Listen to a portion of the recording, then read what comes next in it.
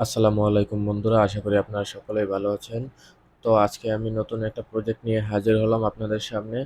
দেখতে পাচ্ছেন, এটা হচ্ছে একটি পিভিসি পাইপ এবং একটি হচ্ছে ২ টাকা দামের বেলুন।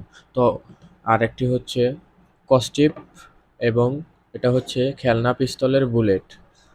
তো আপনারা বুঝতেই পারছেন আমি কি তৈরি করতে যাচ্ছি। আজকে আমি তৈরি করতে যাচ্ছি বেলুন এবং পিভিসি পাইপ দিয়ে একটি খেলনা পিস্তল, যেটা আপনি তৈরি করে বিভিন্ন খেলায় ব্যবহার করতে পারেন। তো আজকে দেখাবো কিভাবে এটা তৈরি করতে হয়। তো ভিডিওটি না টেনে আপনারা আমার সাথে থাকুন এবং দেখতে থাকুন আমি কিভাবে তৈরি করি। তো এইভাবে বেলুনটি পরিয়ে দিতে হবে পিভিসি পাইপের উপরে, শক্ত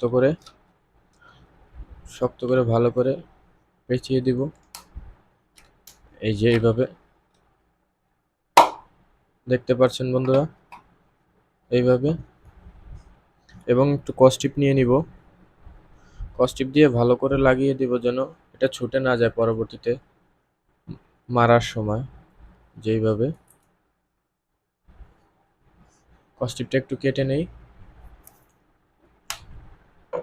এই যে এভাবে লাগিয়ে দিব বন্ধুরা, দেখতে পাচ্ছেন। এভাবে দেখতে পাচ্ছেন তৈরি হয়ে গেল একটি পিস্তল, সহজ খেলনা পিস্তল। খুব অল্প সময়ের ভিতরে আপনারা তৈরি করতে পারেন। তো এখন এটাকে টেস্ট করে দেখাবো যে কিভাবে কাজ করে।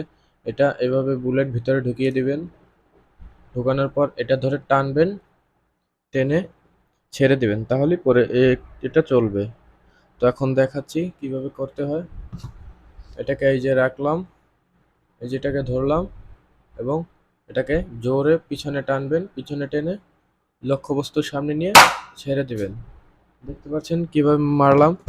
এই যে বন্ধুরা, ফুটো করে ফেললো। এটার কিন্তু অনেক শক্তি। তো এটাকে অন্য কারোর গায়ে মারবেন না, এটা দিয়ে শুধু নিশানা করবেন, প্র্যাকটিস করবেন, জাস্ট এতটুকুই। কারণ অন্যজনের গায়ে লাগলে ভাই ব্যথা পেতে পারে। অন্য কারোর গায়ে মারবেন না। দেখতে পাচ্ছেন এটা ফুটো করে ফেলছে। এটার পাওয়ার সম্পর্কে ধারণা হয়ে গেছে আপনাদের। তো এটা সাবধানে খেলবেন যারাই খেলবেন। ধন্যবাদ। ভিডিওটা শেষ পর্যন্ত দেখার জন্য আপনাদেরকে অসংখ্য ধন্যবাদ। চ্যানেলটি সাবস্ক্রাইব করবেন এবং আমার পাশে থাকবেন। আসসালামু আলাইকুম।